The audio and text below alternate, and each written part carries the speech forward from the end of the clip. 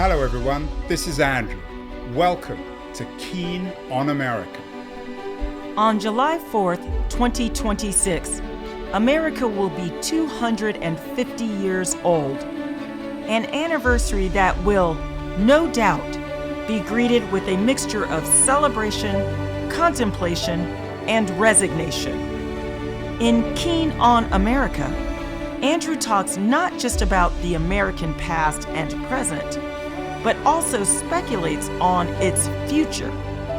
What, Andrew asks, will be the 21st century fate of this now venerable American Republic? Hello everybody, it is Tuesday, November the 25th, 2025, less than 6 months before the big show, the soccer, or what most people call Football World Cup in the United States in June 2026, beginning on June 11th, ending with the final and on July the 19th. It's already quite controversial, the relationship between a certain Donald Trump and Gianni Infantino, the head of FIFA, is causing some controversy, as well as the relationship between Donald Trump and a certain Portuguese football player, Ronaldo. He even got himself photographed in the White House, for better or worse. He was a great player, may not be such a great thinker. This week we're talking about an interesting new book that's come out. It's called The Soccer 100. It's published by The Athletic, and it includes the 100 greatest players in this sport's remarkable history.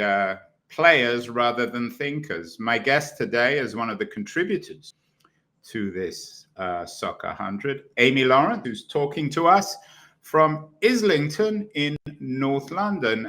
Amy, congratulations on the book. Beautiful book, actually. Thanks so much for sending it to me. We will talk about Ronaldo the footballer, but Ronaldo the politician is another matter. To be a great footballer doesn't mean that you're particularly smart, does it, Amy? Well, it depends what kind of smart you're talking about. I think there's a big difference between street smarts and kind of authentic philosophical thinking. There are not necessarily that many players who historically have been known for their articulation, for their great thought processes about society and life, the universe, and everything. However, that is a slight it doesn't seem fair to everybody, because there are certainly some players who have gone on to be politicians. For example, there was a famous player, Romario, from Brazil, who went into politics in his native land. There was a great player for AC Milan who came from Georgia in Eastern Europe, who became their president. There was George Weah, who was another fantastic player for the AC Milan team, who was once voted the greatest player in the world. Back in the 1990s, he became the president of Liberia, his home country. So you can stereotype, but obviously the majority of players, like any great athlete, will find that in their youth, they're angled towards a specific life and upbringing, which focuses on so much training and so much dedication. From these days, even 5-6 years old, the people we might be talking about in 20 years' time, who are the great players of our age, won't be focused on education in their very, very tender youth. The best clubs are now signing players and preparing them and putting into this mini professionalism environment from literally the ages of 5 and 6 years old. So some will pass through their academic careers quite well and be bright as a button, but the majority of them are focused right through their lives, really, on this sport that is engaged the whole world. Yeah, my question wasn't so much about academic excellence. I mean, as you say, these people spend their lives from a very early age, whether it's formally or informally, playing football rather than studying. It was more perhaps instinct. And it's a funny game, isn't it, Amy? Because you can display remarkable intelligence and agility and foresight on the field. Maradona, of course, comes to mind. And yet one's personal life, and Maradona also come to mind, there was a wonderful documentary, a series of documentaries about him out 2 or 3 years ago, is the reverse.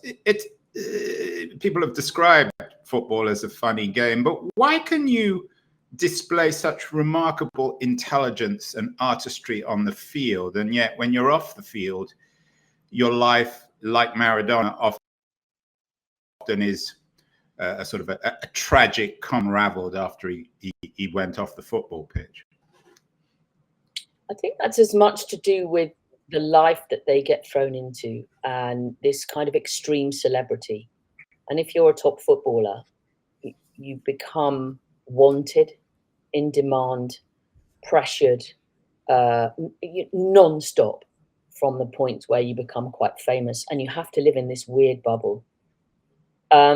I think that makes it quite difficult to connect with the real world. And it also makes it very easy. You're obviously pretty handsomely paid if you're a top player, to be having a lot of temptation, a lot of different types of temptation in your life. And I think it takes tremendous discipline to steer clear of them.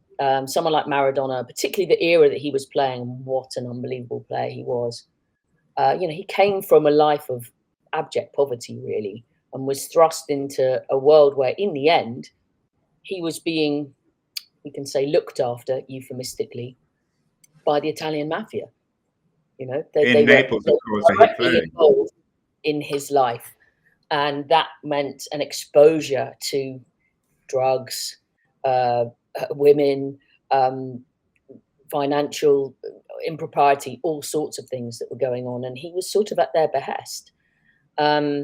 So it can be a very complicated existence. I think it becomes increasingly hard when you're that famous and you're that loved by millions of people around the world, and you're that well rewarded for what you do, to retain a kind of a sensible life. I mean, you look at Ronaldo at the White House, and it is a peculiarity. I mean, it shouldn't necessarily be something that makes a lot of sense. And here we are. And yet, I mean, the Maradona example, as you say, grew up as a semi-homeless character in Argentina, and then became the world's greatest soccer star. His career blew up originally in Barcelona, and then he made his name in Naples. So it's surprising. But one of the characters you cover in the book, I know, is Michel Platini, the great French midfield player, whose life was also marked by controversy. Platini was, it seems to me at least, you know much more about it than me, both remarkably intelligent on and off the pitch. So you can be intelligent off the pitch and still get into trouble after you hang your boots up. True, but I guess that's the same in any walk of life. Where particularly where there's a lot of money and a lot of power, there can be a lot of problems. So for someone like Platini, and indeed FIFA as an institution, which he was heavily involved with, where they are running the game and running this billion-pound international institution, it's been dogged by controversy and corruption, whiffs of corruption, for many, many years under many different leaderships. It's difficult when we think about the recent World Cups being in Russia and Qatar. This was a big, big change from where the World Cup traditionally had its bases. In more conventional hotbeds of the sport in Europe, in South America. And all of a sudden, we began to extend. The USA hosted the World Cup in 1994, and then it went over to Asia and Japan and South Korea and to South Africa. But it was really difficult. I remember to this day when they pulled out the pieces of paper and said that 2018 was going to be Russia and Qatar was coming next in 2022. Just being staggered, because it didn't make sense, and it just made you ask questions about the people making these decisions. And Platini was one of the characters involved in this, wasn't he? Yeah, I mean, he was subsequently cleared.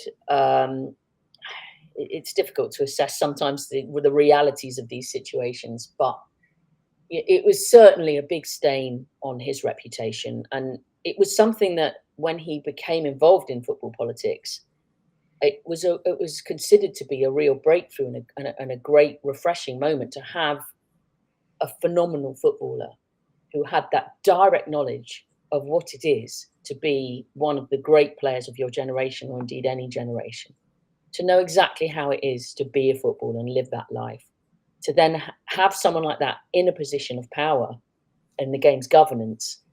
There was a lot of hope, positivity about that.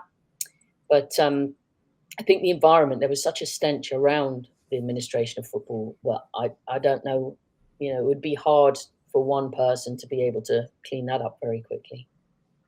I was actually surprised that Platini was included, not because of his tarnished reputation after he hung up his boots in the Soccer 100. How good a player was he? I'm guessing he's certainly not a top 50 all-time player, is he? That's up to interpretation. Well, your view. I mean, you wrote about him. I assume, did you champion him, or did you get given the responsibility to write about him, or both? Yeah, I think the way that it worked was that the list was put together by, they asked, I think it was 10 of us, of the most experienced football journalists and observers on the staff, to compile these lists of 100, which in itself is a pretty crazy task. And I think I just looked up before coming on how many professional footballers there are. Estimate is, I think, not far off 130,000 currently. So we extrapolate that over 150 years of football, albeit there's more now than there used to be because of the professionalism in the game has grown.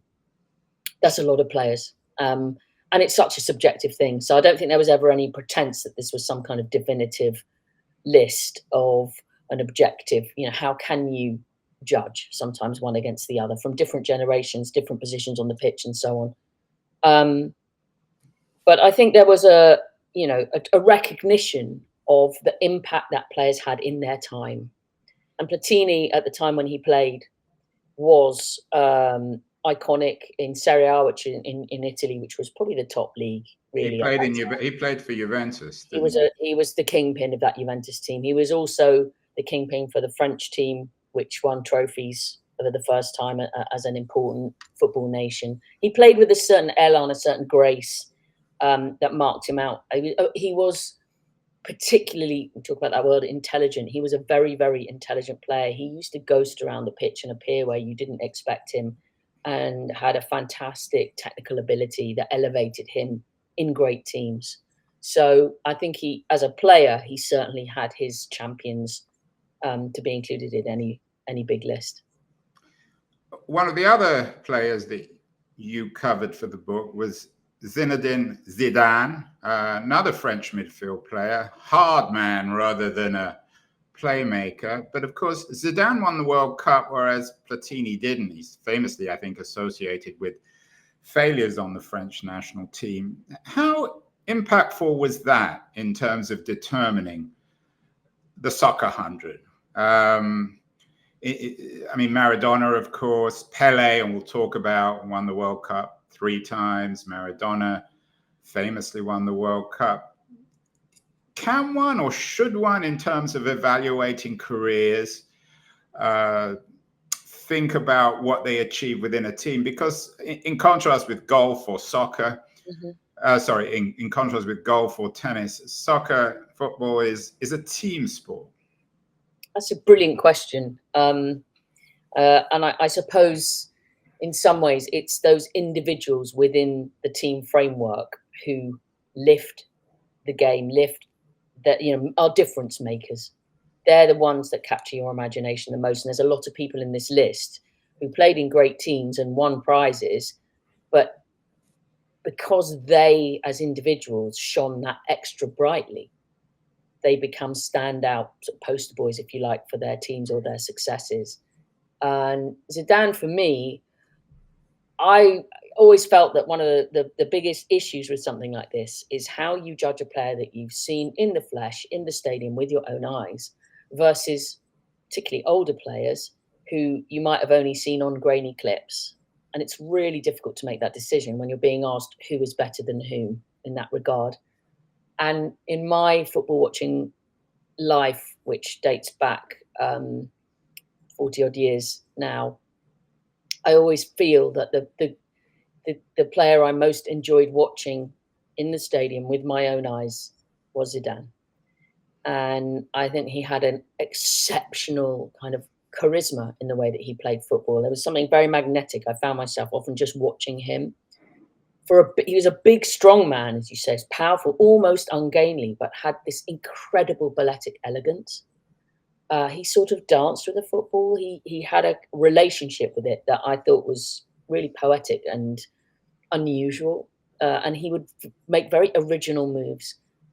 And certainly, as far as winning World Cups is something that gives you that extra clout in terms of, how good are you? Speaking of clout, of course, he'll probably be most famously remembered by historians for his famous headbutt. I don't know about most famously. I think that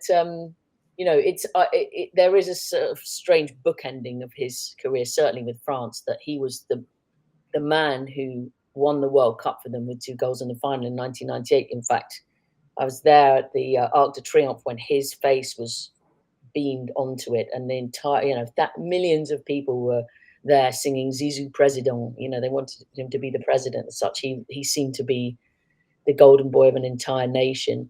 And the other end of that was his last moment on a football pitch was crashing his head like a bull into the chest of an opponent, Marco Materazzi, who in the following World Cup final provoked him in 2006. It was a few years after. And he, that was his last ever game. That was supposed to be the curtain call and the great farewell, and it ended with a drama none of us quite expected. So very, very memorable. But I think it also shows, for me as a lover of the game and a student of the game, that we idolize these people for what they can do, but they show their human side with their weaknesses sometimes. And I'm not altogether sure that's a bad thing. No, I think it's a good thing. And I mean, Maradona is obviously the best example, but the famous Zidane headbutt, I think, actually adds to his reputation. I don't want to turn this into a gendered conversation, Amy. I'm sure you get sick of people asking you why, as a woman, you've spent your life dedicated to a male sport. But in terms of sensibility, you mentioned that Zidane had a poetic quality, perhaps the Nijinsky, if you like, of the sport. Do you think that women bring a different kind of sensibility? I mean, you're one of the pioneering female journalists. There are more of them now, but when you began, you were one of the first. That's true. When you say a different sensibility, do you mean, I presume you mean as an observer rather than as a player? Because obviously women do play football. Yeah, and as an observer, as a writer, as somebody who contributed to the Soccer 100. I mean, how many other women were involved in determining the Soccer 100? I think it might just have been me. Wow. But not that many women have been doing it quite as long. Did you ever play the women's card when you were arguing for one player or another and say, well, actually, as a woman, I really think... No, I did not. I have never done that. I have always wanted to just be the best judge I can, irrespective of gender. I don't think it affects how I read the game or how I feel the game. I did used to sometimes think that the one advantage, if anything, was if you're in a room full of journalists, you're maybe just a bit more memorable because there's only one of you or a couple of you compared to a sea of men. And I also felt, when particularly given the opportunity to do one-on-one interview, if you would get a time to sit and talk to someone, that maybe having a slightly more sensitive line of questioning, but I don't know whether that's a personality thing or a gender thing, sometimes allowed people to relax a little bit more than thinking they had to be a bit more careful talking to another man. And I don't know whether some of the macho vibes would be part of that. It was difficult to guess, but I was always pretty confident in trying to respect whoever I spoke to in the game, with speaking with knowledge and enthusiasm, and hoping that was sufficient to get the respect that I felt would be nice to get in return. I know you went to your first game when you were 6 years old, up the road, certain part of North London. Why, Amy? Why have you dedicated your life to this game? I'd say it felt a little bit like a love affair from a young age. I just, something about the whole temperament and atmosphere around football just grabbed me from the very first time I went. And I think as I grew up into being a teenager in the sort of 80s, when football was a bit of a more dangerous environment than it is now, certainly in England, there was hooliganism was a massive problem, and it was not considered a particularly safe place to be. Something about the kind of raw energy that I felt there appealed to maybe my rebel heart. And while some of my mates were off going shopping for lipsticks or whatever, that just didn't interest me at all. I felt I had my calling to be in this slightly edgy, sporting, unpredictable, dramatic environment, and I just loved it. I felt at home there from as far back as I can remember. And I think being a bit of a nerd as well, I used to love studying all the details and the stats, and there weren't that many people that were doing that at that time, and it just became my thing, and that was it. I've been once I got to work in it, I've been there ever since. You mentioned that you saw Zidane play, and he was magnetic in person. Who didn't you see in the list? If there was one, I'm not asking you for the greatest player in your view or in the history of the game, but if there's someone you wished you'd seen, who was it in person? 100% Maradona. Why? Because... But peak Maradona, not fat Maradona. Peak Maradona had, he played with a madness. I think there was something of the kind of intense creative artist about him in his character, in his spirit, in the way that he played. I'm not sure there's been many, if any, who have played as he did ever. He was a street footballer. His technique came from, playing in a way that today's cosseted stars would not recognize, with their neat kind of astros and their clean boots and what have you. He had a kind of, the ball almost became an extension of his crazy imagination, and it was so compelling to watch. And he also played in a time where people would very aggressively fight you to stop you playing. It was a more cynical game then, especially when he was playing in Italy, which was the best league in the world. You watch videos now and see how he was hacked and kicked and wrestled and pinched. And because people couldn't stop him by playing football, they had to find another way to try and stop him. And he was this low center of gravity sort of bundle of incredible power and muscle and energy. Yeah, Brian Butler famously said in probably the greatest goal ever scored, is an 86 goal against England in the quarterfinal, described him as a little eel. Yes, exactly. You can imagine that you just couldn't quite grasp him, no matter how good. You can't catch eels. And of course, Amy, if you were going to watch him, it would have to be that game, the quarterfinal against England, wouldn't it? The hand of God, and then the remarkable goal. And that tournament, the World Cup, there's never been a World Cup, even if you include Pele, which was so dominated by a single individual. Yeah, I think that's right. I think the closest was Baggio when it was USA 94, who nearly got Italy there. And then, again, in this sort of, it's why we love sport. You get these dramatic human moments. It was him. Baggio on the list, by the way? In the final, sorry? Is Baggio on the list? Is Baggio on the list? That is a good question. I went to some of those games. He certainly should get on just for his hair, I think. Baggio was a marvel player I loved as well. But yeah, so I think it's undeniable that Maradona almost, this is why he's so special and so high in any list, that in the team sport, he almost single-handedly carried a team of good players, but not as great as him, to win a World Cup, and also for a team like Napoli, which was a relatively minor team in Italy at the time, to win the league twice, which was it was a kind of a miracle, and it's why he's still deified there. And you still go to Naples and see murals, supersized, reveling in Maradona, and it will always be thus. World Cups are so important. Another of the greatest players, clearly, in history is Alfredo Di Stefano, the Argentine.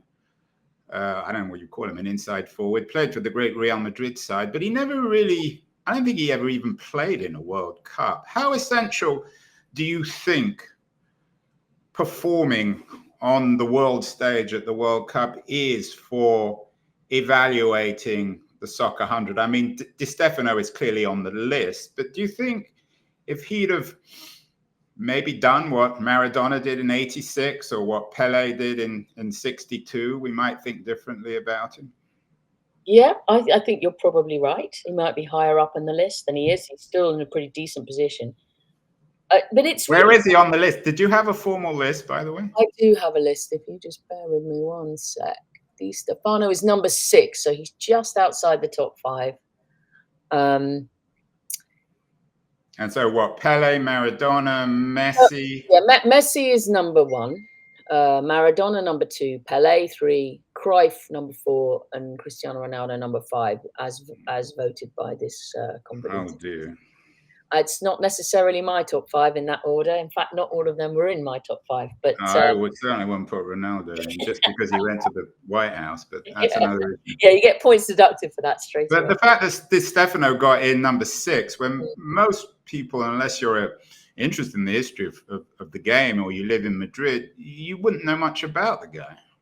Well, that's the beauty of this history, which is that essentially we've had to try and assess people that we haven't got the benefits of seeing. It's so different nowadays when you imagine Messi or Ronaldo's entire careers have been televised, so you can be in any continent anywhere in the world over the last 20 years, and you probably would have had access to just about everything they've ever done.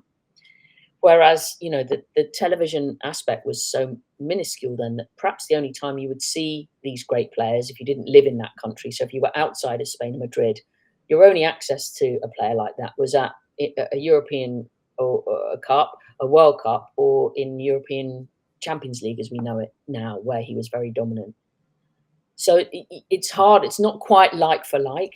And even the amount, when you look at records or you look at data, or how many goals somebody scored, how many appearances they made, a Puskas or Eusebio or Di Stefano or whatever, never got able to pick up goals playing against Lithuania or Andorra, or, there were not so many matches against so many smaller nations where records are more prominent among more recent players than they are amongst the older players. Yeah, and Di Stefano's own personal history was interesting. He almost went to Barcelona and Real Madrid stole him. So the whole history of not just the narrative of Di Stefano, but Spanish football history might have been quite different. Yeah, who can imagine? We had a bit more recently when Luis Figo went from Barcelona to Real Madrid.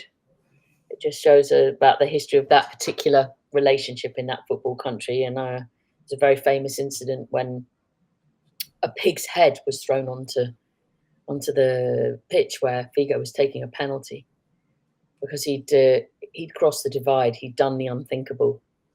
He was the Judas of all time for Barcelona fans when he went off to Madrid. There's a lot of feeling wrapped up in.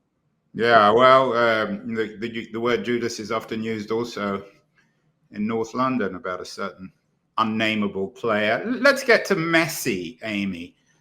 I mean, he's number 1 on the list. He's clearly a remarkable player. How would you evaluate him in world historic terms? Did you vote for him to be number 1? Is he really above Pele, for example? Well, I didn't, but I think I was in the minority. I think there was a lot of personal preferences really in the top 3 of Messi, Maradona, and Pele.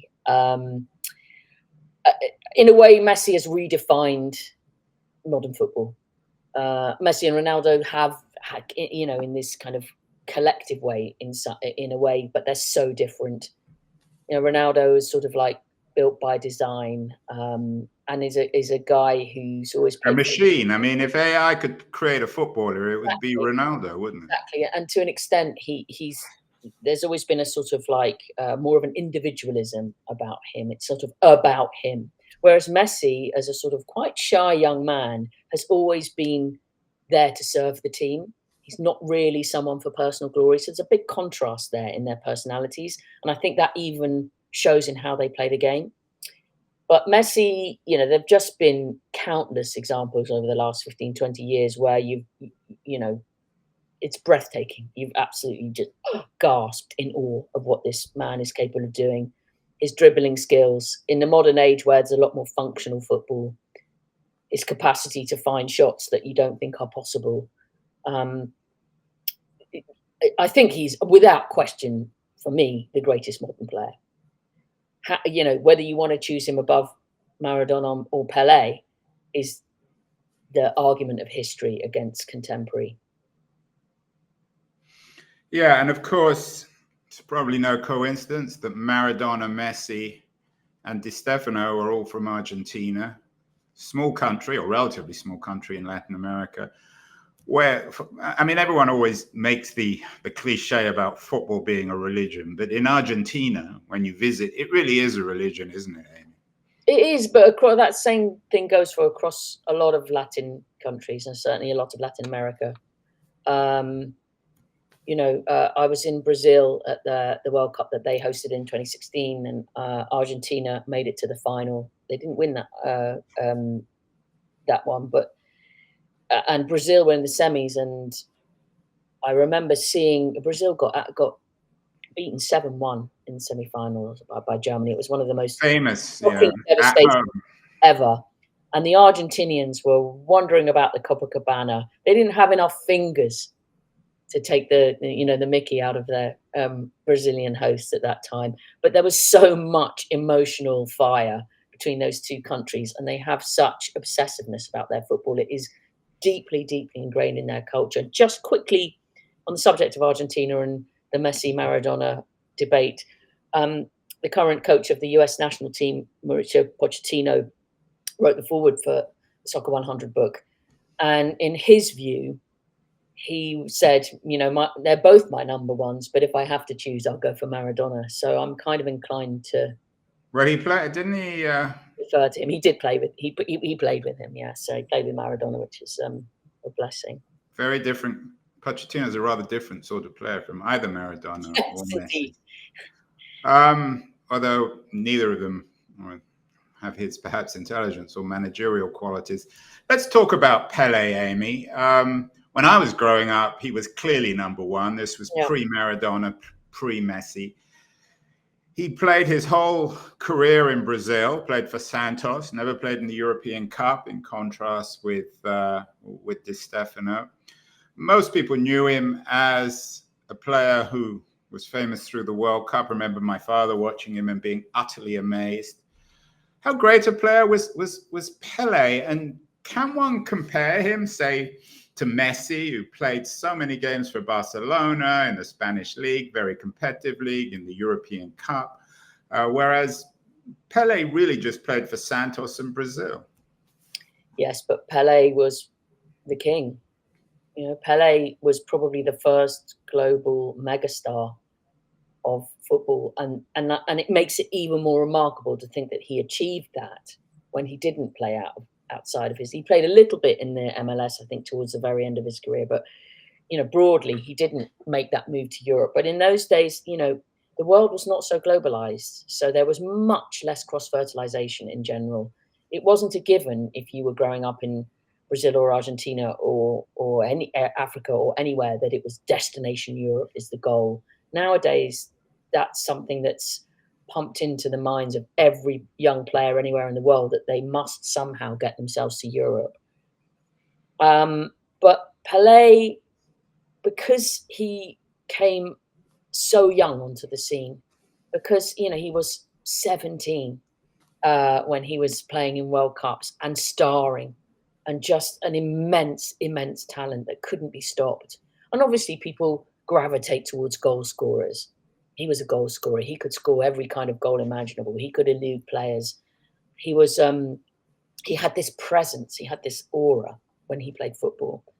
And he was just a star immediately in a non-globalized, non-internet world. And I think, as you yourself say, and it comes from your dad, and I feel the same, which is that when you speak, I grew up, when you spoke to people who were older than you, there wasn't a debate.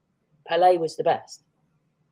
Like, I'd never even really heard anyone contend that in my childhood. I don't know if you did, but it just felt like that was the law, that was the way of the world.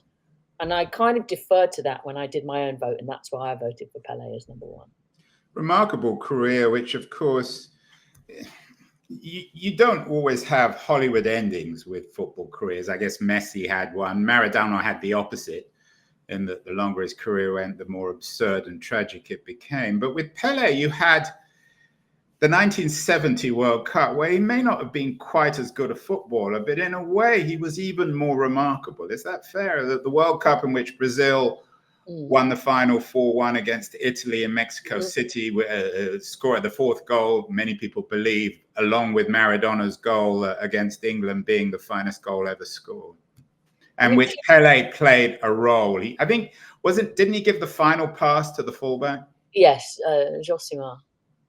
Was it? El Jairzinho. I can't even remember. No, it wasn't Jairzinho. It was Carlos Alberto. Carlos Alberto. Good God, I should remember that. I think because he already had that status, there's already so much attention on you. But it was more than that. I think that 1970 World Cup was where it created a myth that everybody who loved football chose Brazil as their second team, if they were from anywhere else in the world, because of they had an aesthetic beauty about the way they played, a joyousness about the way they played that was completely infectious. And Pele was absolutely central to that. And yet, for all the nobility and the glamour of Pele, Brazilian football also had its own tragedies. I remember seeing grainy video of their winger Garrincha destroying England in the 1962 World Cup. But he also had a tragic history. Tell me a little bit about Garrincha and how you would rate him, where he came on the list. He's certainly top 20, isn't he? Super close. Let me see where he is on the list. He's 14, which is... that game against England, was it in the 62 World Cup, where every time he got the ball, he beat about 4 men. It was remarkable. And half the time he was just dribbling for fun. Well, I think it's the art of the dribble that, people find so elusive and wonderful to watch. And he was the master, and he had those bandy legs. I think there's a story that his legs were not the same size and a bit misformed, and he had a lot of trouble with them. But it gave him this weird kind of movement and balance that made him unstoppable. And that Brazil team was packed full of very, very unique, original talents, and they were very expressive on a football pitch. And not all teams were able to play like that. And of course, you have to remember that in those kind of times, in the 60s and 70s, the only time that people saw football on telly was on these World Cups, and so they were huge events. There was virtually nothing on telly anyway. What did you have? A couple of channels maybe. So it was so rare and it was so special, and you can imagine the whole world virtually who had access to TV watching the same thing. Although I think in 62, I'm not even sure how much it was on TV. In 66, of course, Pele got kicked off the pitch in England. 70 was probably really the beginning of the television age, maybe 66. Of course, there's also the Hungarian, Ferenc Puskás, another remarkable footballer who was well known on the world stage, who destroyed England. How would you analyze him? He looked anything but an athlete, a little fat Hungarian, the galloping major. Exactly. I was just seeing one of those pictures on that came up on the screen, the black and white one, where he's definitely got a bit of a tummy going on. To put it mildly, that was when he was a manager, I think. Yes, but I hope, anyway. Again, it was the legend. I just remember as a child, reading books and learning about these people and the way that they were described. You knew that they were game changers. Puskás and that Hungarian team changed football back in the 50s. Yeah, I mean, they came, in 1953? They beat England 6-3 at home in England, which everyone thought the English were the best for some reason. Indeed, yeah, but it's mythology, isn't it? It's the stuff of legend. And it's interesting you talk about journalists, because anyone growing up in England will be famous with Geoffrey Green's description of the way in which Ferenc Puskás destroyed the English team. I think there's one famous description in which he describes one of the English defenders being beaten as if he'd been, I think, missing a bus or something like that. How important do you think journalists are? I mean, I grew up with Glanville and Geoffrey Green, always my heroes. Did you grow up with football journalists as heroes, and how important are they? I mean, I mentioned, we got some very good ones these days. You're a very good one. Barney Rona, he's not really a journalist, but certainly a football commentator. I enjoy his work in The Guardian. How important do you think journalists are in the way in which we think about football greatness? Less so now, for sure, because people can make their own judgments and they see a lot more than they did. I think, growing up at a time when you were reliant on someone else's eyes and someone else's assessments. So reading what the great and the good had to say and the descriptive ways that they could do so was a key to trying to understand and appreciate what was going on in football, because you couldn't see it all yourself. So I think I think there was much more clout from the likes of a Glanville or Geoffrey Green or Hugh McIlvanney, or the great writers who dominated in helping us understand the game. And nowadays, I think there's much more focus on TV commentators. They're the ones that set the agenda. The soundbite sets the agenda, sometimes, often wrongly, which is frustrating. The clicks and the things that are going to get people to bite and have a reaction become more influential than the really well thought out assessments, which I think is a bit of a pity, but that's the way of the world. That's where we live now. I'd like to think there's still room for great writing, because it's a... Who's your favorite journalist, football journalist? Now? Yeah.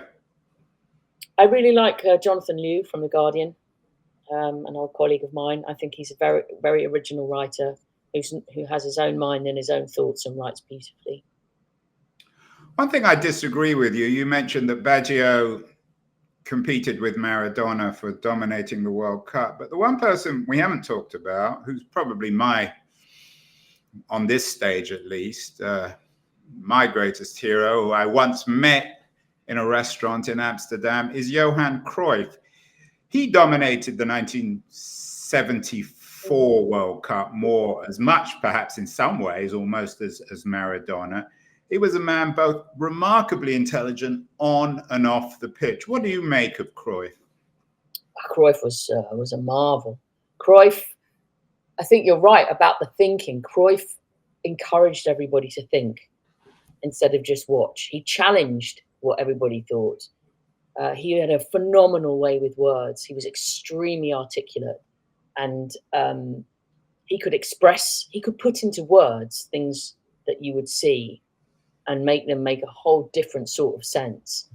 And he was an original, in terms of the way that he comprehended sport, as well as being a brilliant, brilliant footballer. I mean, look, he's got a skill named after him.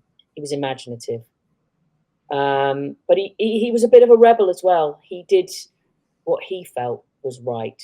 Yeah, I mean, he's the anti-Ronaldo, isn't he? I mean, he blew up his career in a way, decided not to go to the 78 World Cup. I think it's because his wife didn't trust him with the ladies, perhaps, which might have resulted in a... Sorry? I said it's unimaginable to just not go to a World Cup because... Yeah, especially when you were... I mean, he might not have been quite as good in 78 as he was in 74, but he's still a pretty good player. He was a great manager as well. He was and a man of the left. I mean, Ronaldo's clearly, I don't know if he's Trumpian, but he has that kind of self-interested quality. Is Cruyff? I mean, football is supposed to be the game of the people. It increasingly is less and less the game of the people. It was the game, certainly, of the English working class and of the working classes of Latin America. Should one credit Cruyff's politics? I mean, certainly Pele, I mean, Maradona, Messi, they're not really very political characters, but Cruyff was, and should we commend him for that, given that it's supposed to be the game of the people, the game of the working class? Well, yeah, it's a beautiful sentiment, and I think he'd like it.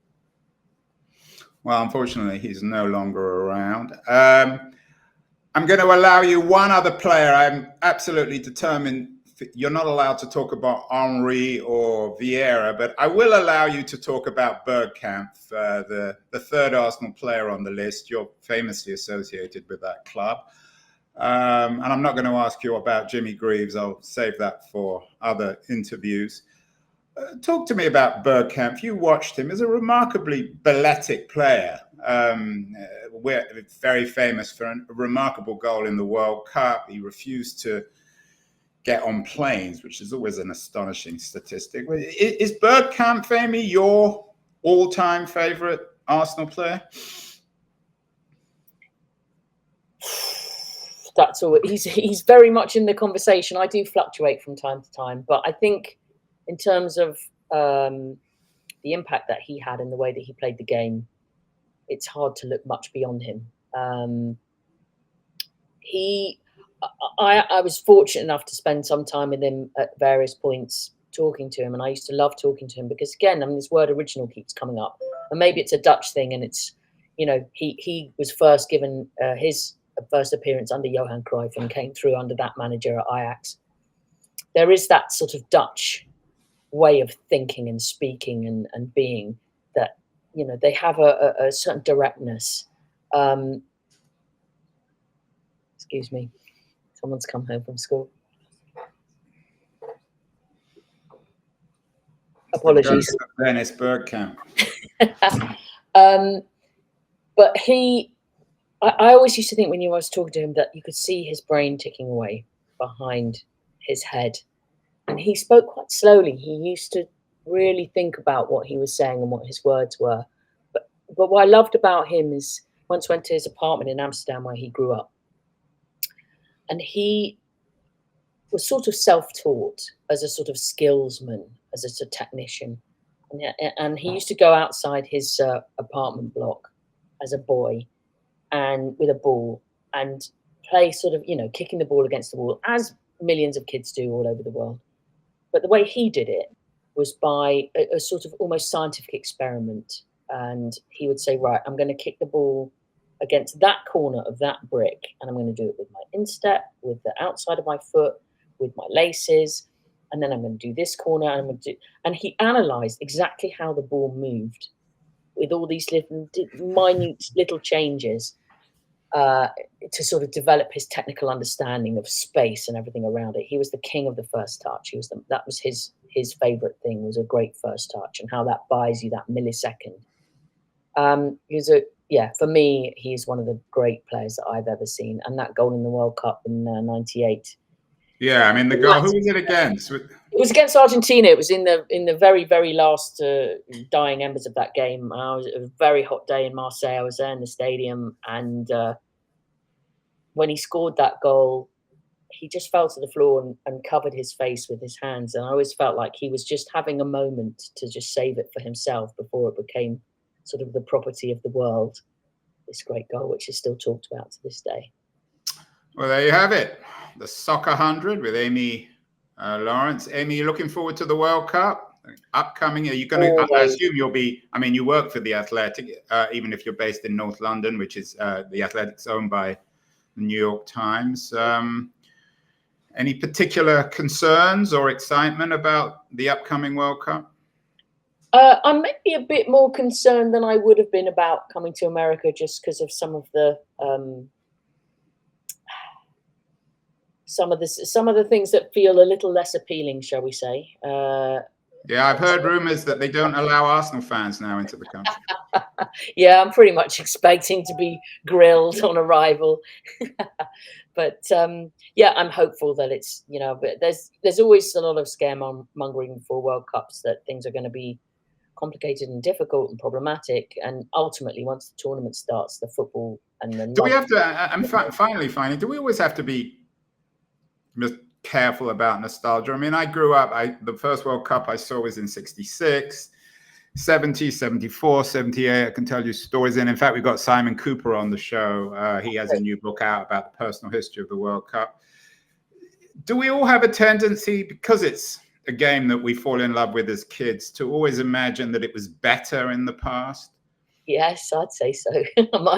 My favorite was my first. So which was that? Well, the first I went to Italia 90 as a student with around about $200 and a sleeping bag, and it was a sort of seminal life experience. So that's a personal favorite, even though it's quite a criticized World Cup. It wasn't considered to be one of the best for the quality of it. Although the English did pretty well, right? Yeah, but I was following the game rather than the England national team. So, were you in Naples for the Italy-Argentina? No, but that would have been wild. I can only imagine. Well, Amy Lawrence, real honor to have you on the show, one of the contributors to the Soccer 100 celebration of the greatest players in the sport's history. It's out, published by The Athletic. Amy, good luck with everything except you know who. Thank you so much. Thanks, Andrew.